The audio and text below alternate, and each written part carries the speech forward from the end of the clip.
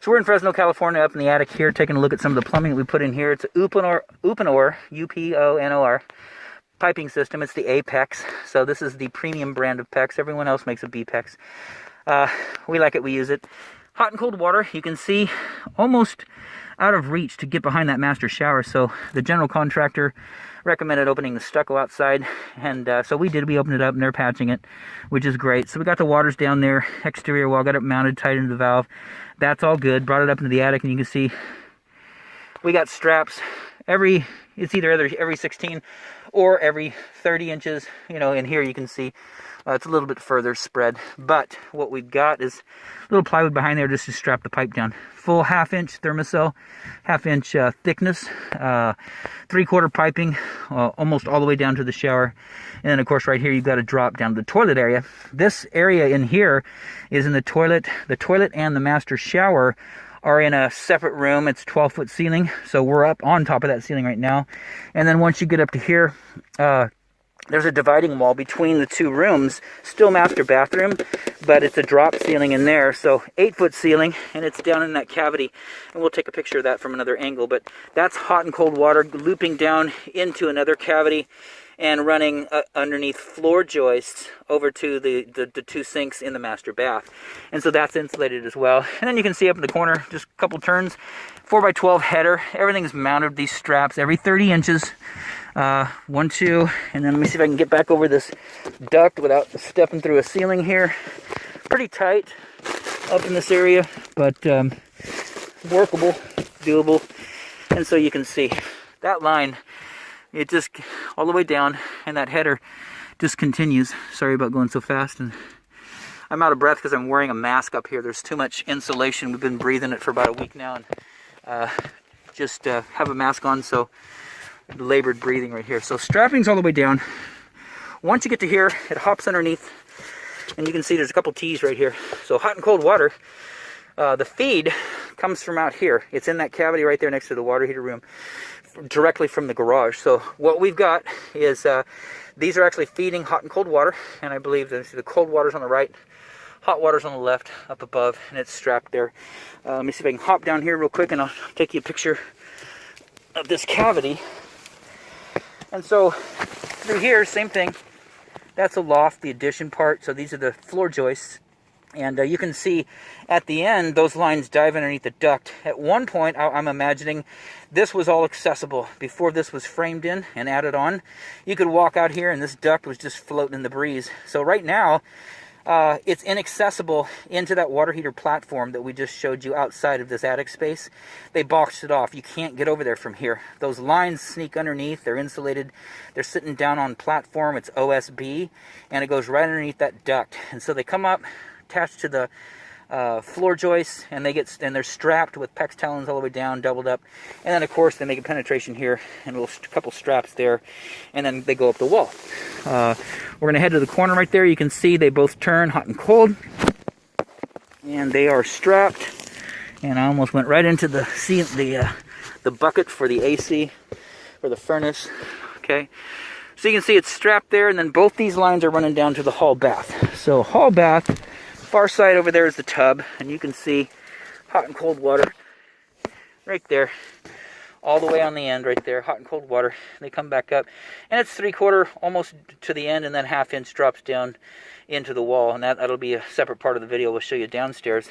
Right here is the toilet. You can see the T, and that goes down to the toilet area. This line that goes down and serves the tub is also, it's full 1 inch down to the irrigation. So that's a full 1 inch stub that we've got there, and we'll show you that downstairs as well. So you got the T here for the toilet, and then of course you've got the T's here for the hall bath lavatory sink, and those are going straight down. You can see that that's the wall, double backing up here for sheetrock, and then you can see they go down right to there. So hot and cold water, and goes back up and ties in. Let's show you a picture real quick of the water heater cavity. Sorry about all the bumping around and shaking around, but you can see we're back out here now. And so this little guy in here is where we came in, and you can see down here That's the penetration. It hops down through the platform right there, heading that direction. That's the garage wall. You can see a little bit of copper in there. That's the relief, hot and cold water, and the relief lines going down. That's the old gas line from the water heater. So, like I say, my interpretation is this used to be just attic space before they came in and framed in this new loft area. So anyways, hot and cold water, you can see, comes up, surface mount right here, and up the wall, tie back into the water heater, so that's good. And then, of course, this is the duct that we're talking about. So it's packed full. You can't get through there. It's right down on top of platform, and so unless you were, you know, skinny enough to try and get right through there, and that's tight. This is inaccessible, you know, from the attic like it used to be. You should be, I'm guessing you used to be able to walk out here, and this was all attic space. So, anyways, all insulated in there. It's unconditioned space. You know, it should be warm enough because you got insulation. Well, it doesn't. I don't see any insulation down there. Huh, that's unfortunate. So it's unconditioned. So, and this is conditioned space up here. You know, you got heat in this room, so that's good. Anyway, so we're gonna button this back up. We're gonna close the hole in the attic, and then we're gonna head downstairs and take a little more video. Still here in Fresno, California, and we're just taking a little video of the tubing that comes down from the upper area. So this is above the master, that's the ceiling in the master toilet and shower area. And over here on the other side of the wall is the master lab, double sink. So you can see, you know, there's the pipe, and it's coming through the chase. I can't get back in there. I should have taken a video. I was out there, but you can see where it penetrates. Sorry about that. You can see hot and cold on the right, hot and cold on the left, and it's insulated. And not only is it insulated in there, but it's insulated in the wall as well. And I'll show you that when we get down off the ladder. Similar to what you see here, you can see piping insulation all the way down the top plate. So 8-foot wall, and then cripple studs up to the rake of the roof, because this is a gable end, and so that rafter goes up 6 and 12, I think, is the pitch. But anyway, so we like to slide insulation down all the walls, just so in the event of any kind of movement, you know, it's going to hit foam, solid foam, and it's not going to make any sound. So a couple of straps there, because it's pretty close to the front. We don't get a sheetrock screw through there. And then, of course, this is the toilet, and this is the 10-foot ceiling in here. And so it comes down, and you can see our penetration, insulation down to here. And then, of course, the last part, we take the insulation off. It's in an exterior wall, so it's still insulated, but we take it off so we can get some straps on there and get it strapped against the wall so it doesn't bang around.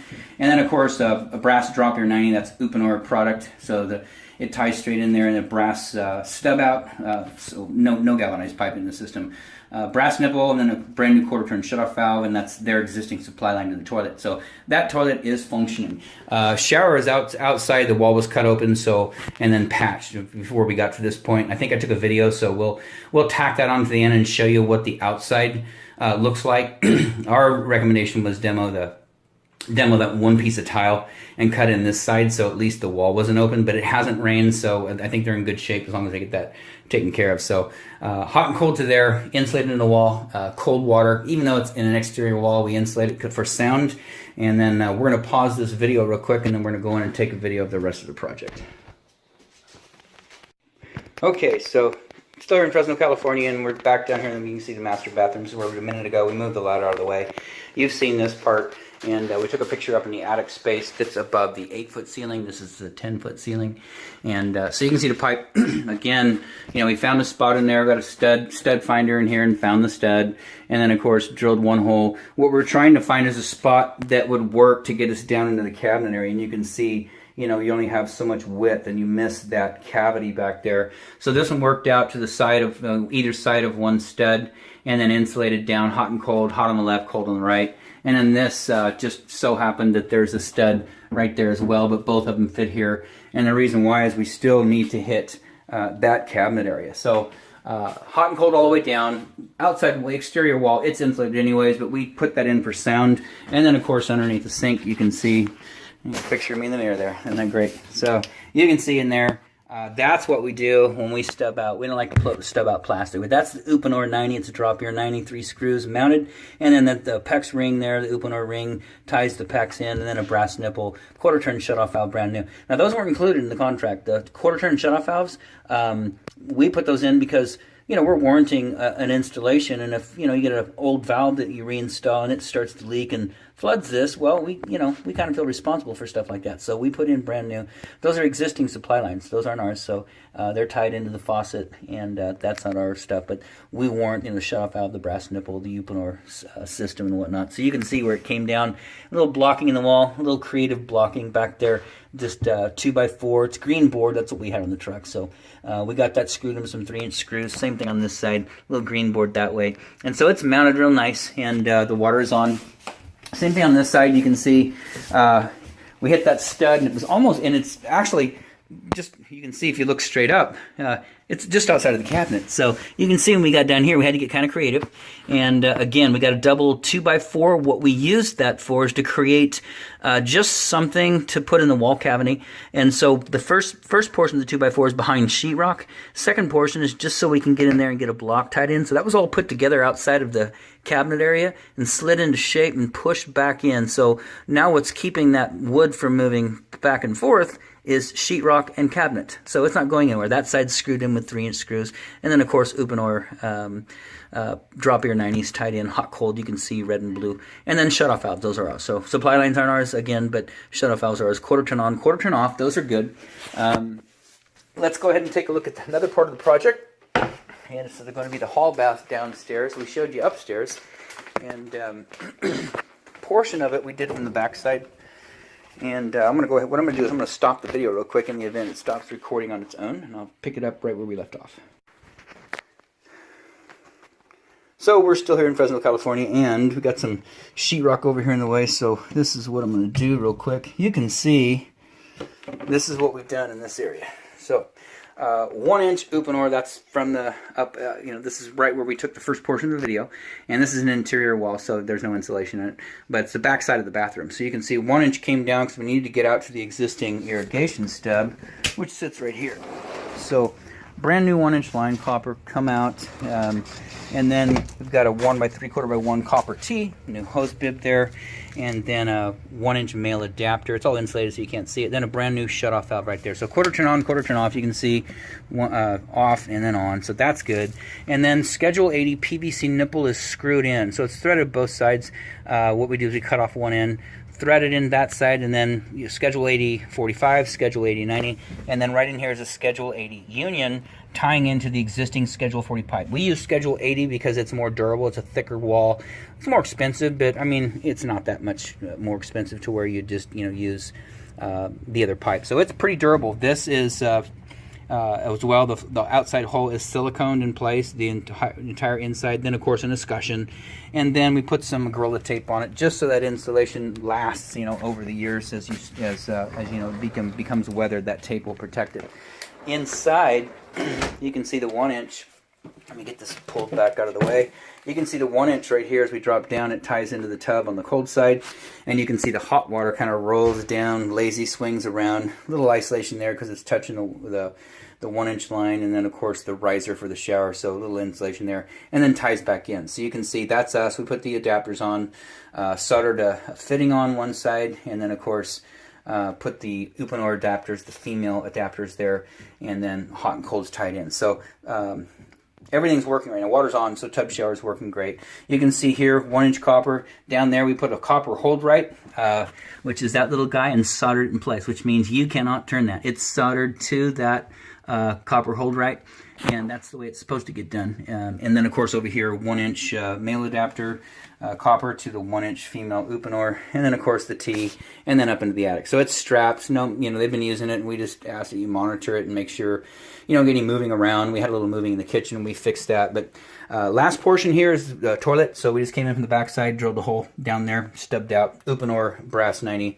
and then cold strapped up against the side here. A little bit of insulation coming down to the attic, just because we've got about 30 inches of pipe that may or may not move. So we put the insulation there. Same thing on the hot, you can see. Same thing on the 1-inch.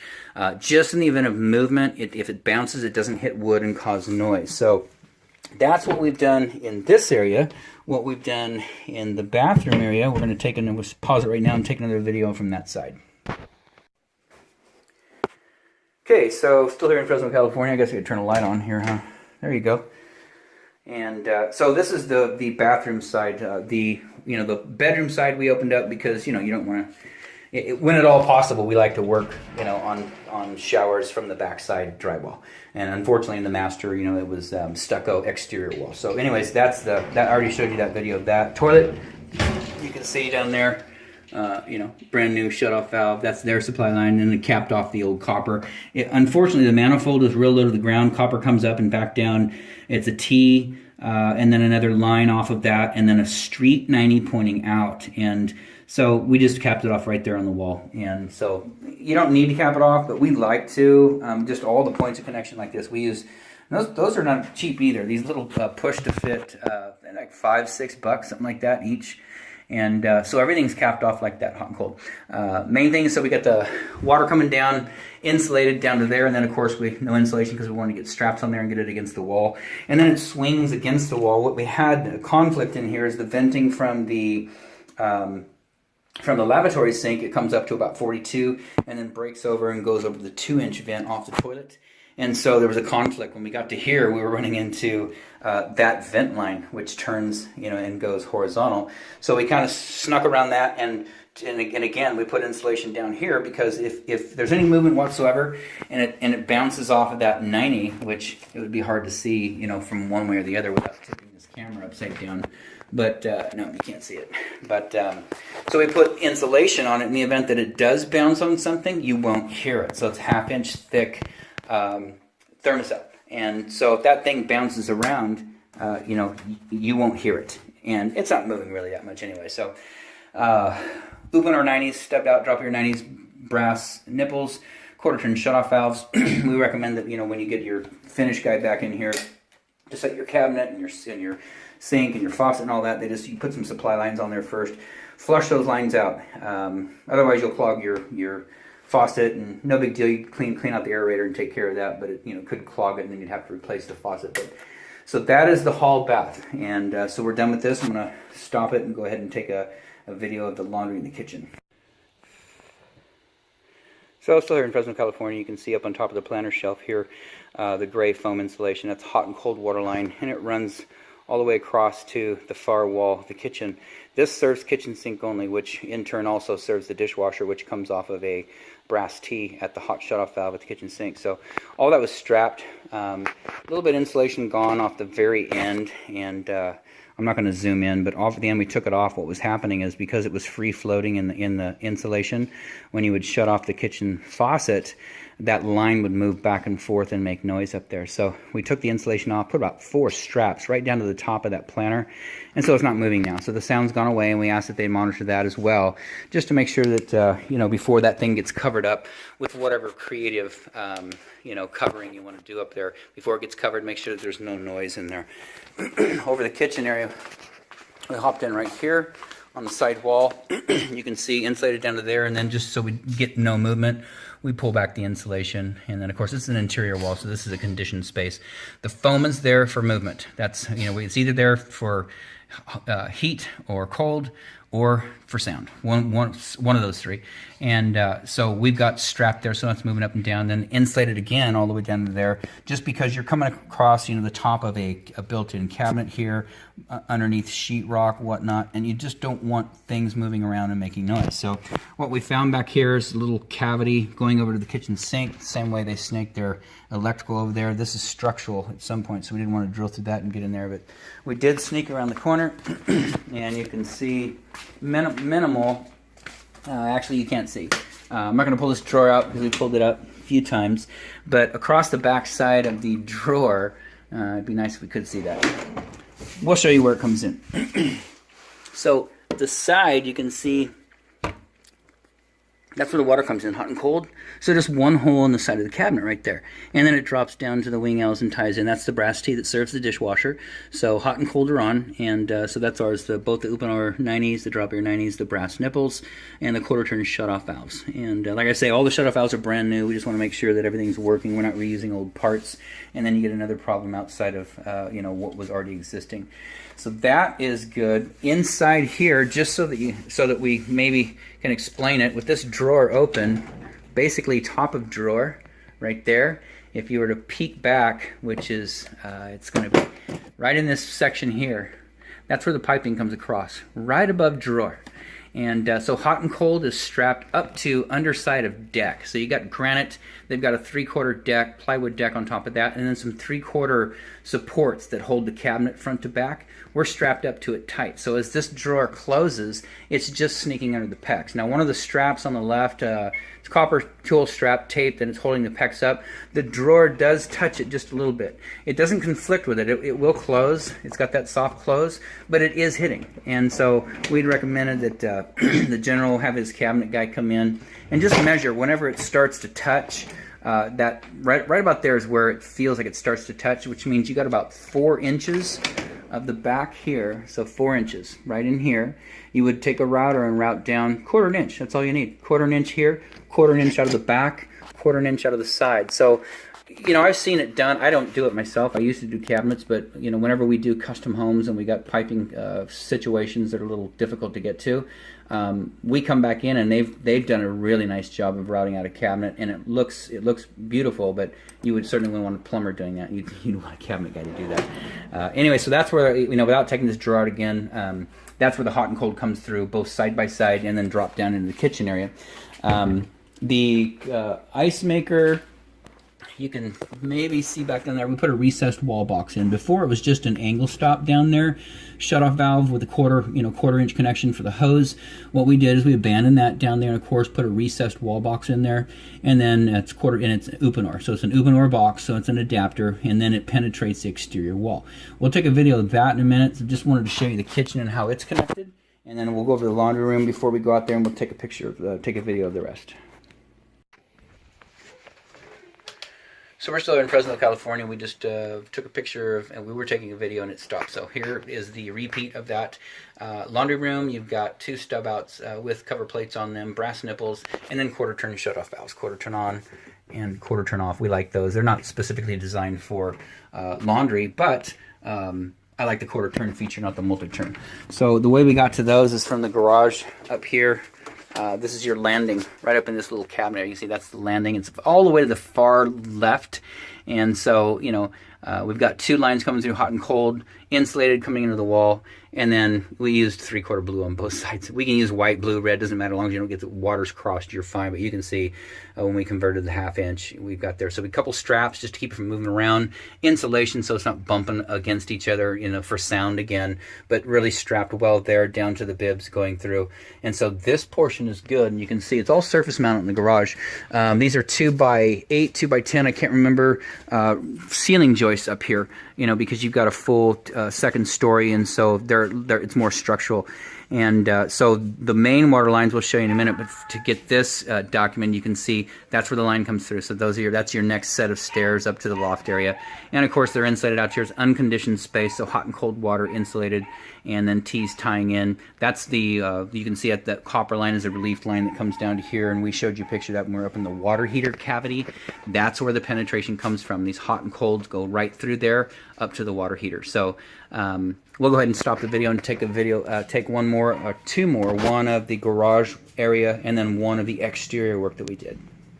Yep. So still in Fresno. Okay, so we left off here, and the reason why we're stopping the video is sometimes you bump the camera and it stops recording and you lose the whole video. So we'll just do little chunks and splice it together later, give you one full video. We've penetrated in 3 different spots. The reason why we wanted to make sure we could pull this through, and that there was no blocking, interfering. So we just chunked out, you know, some 30 inches apart and insulated everything. You can see there is insulation in the ceiling, but it's up tight against 2nd floor, and which means our pipe is below it. And even though it's going to get buttoned back up, we went ahead and insulated anyway. So hot and cold are insulated all the way through.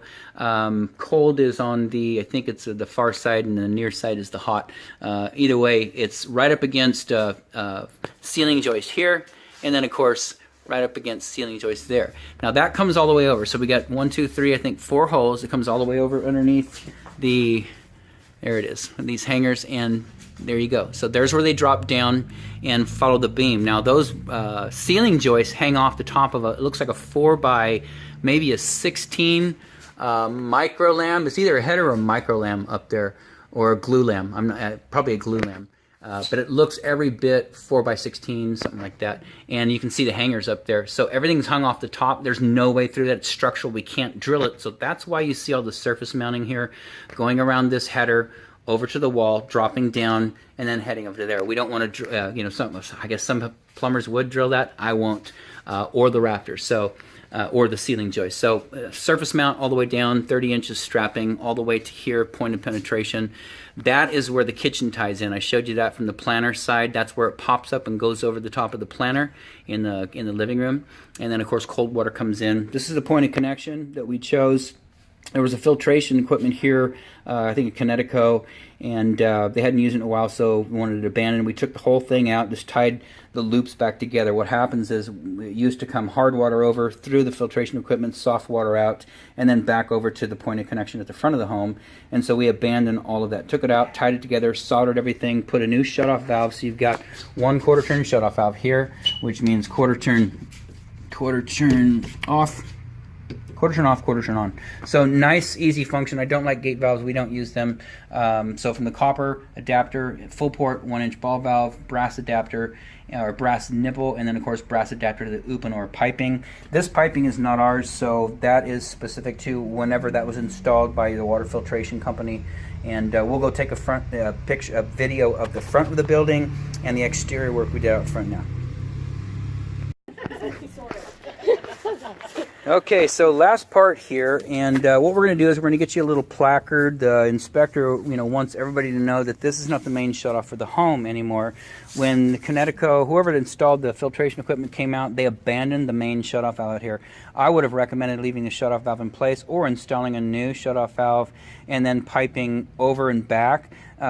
You know, because nobody knows what this shuts off. You know, you shut it off and then the water's still onto the home.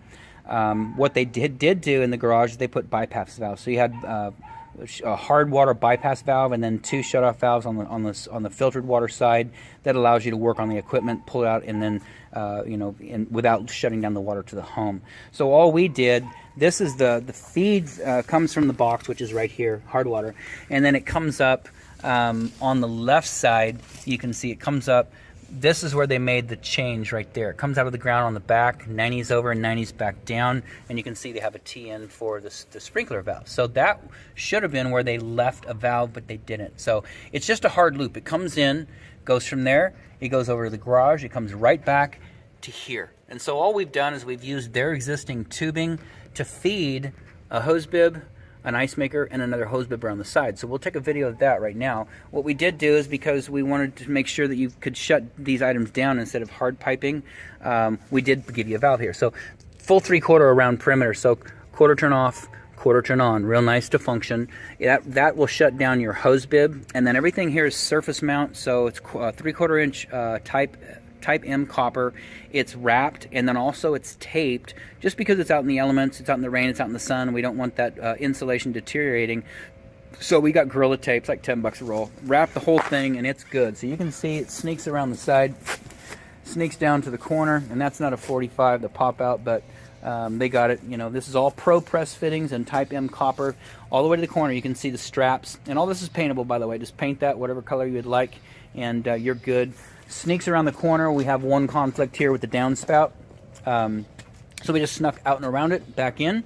There's the penetration for the refrigerator. So you can see hard copper coming up, and then again, full silicone in the hole, escutcheon to cover the hole, silicone on the outside. We're real big about covering holes. We don't want anything entering through there. So, and then of course, insulation up to there. The very last portion right here is the last hose bib. So little 7/8 unistrut on cement down at grade, and then a vibra strut clamp. So it's got a plastic insert in there, and so that's to keep movement, you know, up and down. And then of course another vibra strut clamp right here that keeps movement from going in and out of the wall. And that was an existing hose bib that was on, so we just replaced it. So that is the bulk of the work. I think what I need to do is one more little item right here. We need to come over and cut this copper. Cut that copper off and put another shark bite end stop on there, and I believe we covered everything. Outside of that, this installation is done.